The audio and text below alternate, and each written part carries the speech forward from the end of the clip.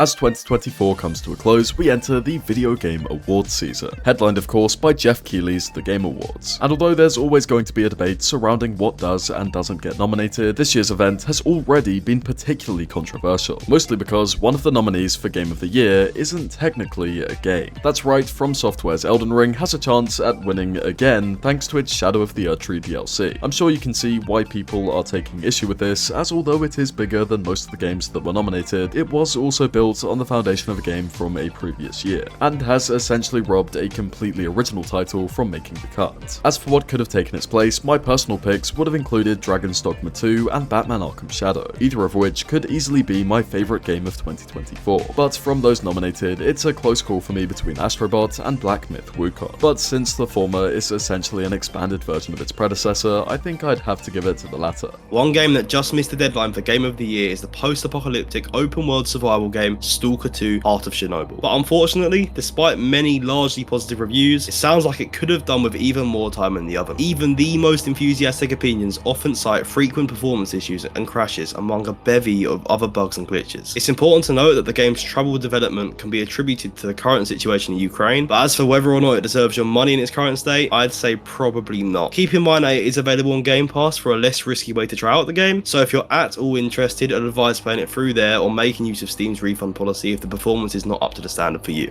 All of the reviews, especially from fans of the original, seem to assert there is something very good here, so if you're able to give it a try sooner or later, you might just enjoy your time with it. The other Eastern European post-apocalyptic survival game to release this month was Metro Awakening, and while it is the first virtual reality entry in the series, it remains a faithful and familiar installment with all of the terrifying and immersive hallmarks of the franchise. If you'd like to hear the rest of my thoughts on the game, I'd encourage you to check out the full review that's on our channel now. Mario & Luigi Brothership is the latest Nintendo title featuring the iconic red and green plumbers, and according to reviews, it's another good one, with critics awarding it a score of 78 on Metacritic thanks to its RPG mechanics and enjoyable combat. However, some outlets such as IGN, who gave it a score of 5 out of 10, criticised its incredibly poor performance and allegedly boring story. But it seems most critics and fans are having fun with it. Planet Coaster 2 is the highly anticipated follow-up to 2016's critically acclaimed theme park management simulator, with this new title introducing water attractions. It's currently sitting at 60% positive reviews on Steam because of some technical issues and complaints about the user interface, which seems to be more designed for console players. But aside from that, reviews do appreciate the new water attractions and additional mechanics. But it doesn't seem to be a must-have upgrade over the original, and after playing it for myself and having fun, I would still have to agree. But it's definitely worth checking out on sale, or if you're a big fan of the first game. Goat Simulator Remastered is an enhanced version of the 2014 physics sandbox. The game's tagline is the remaster that no one asked for, and although it is self-aware at a time where most remasters aren't,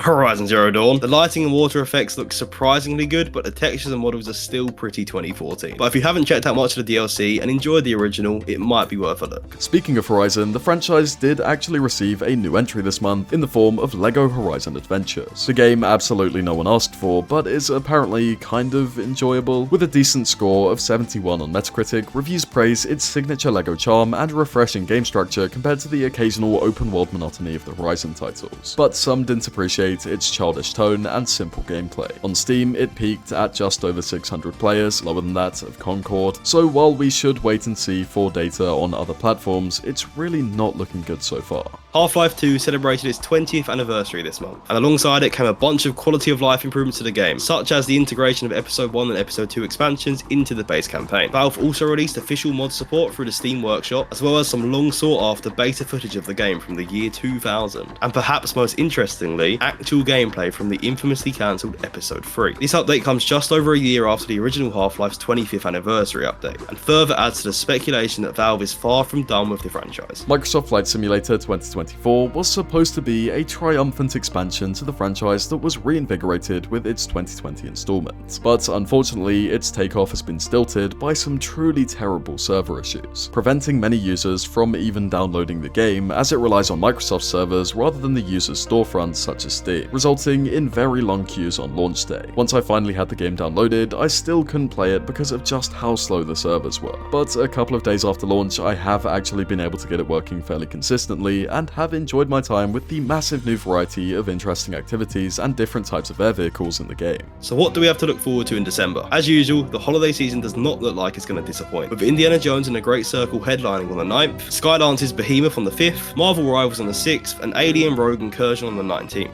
If you'd like to keep up to date with all of those titles and more, please make sure to subscribe and turn on notifications.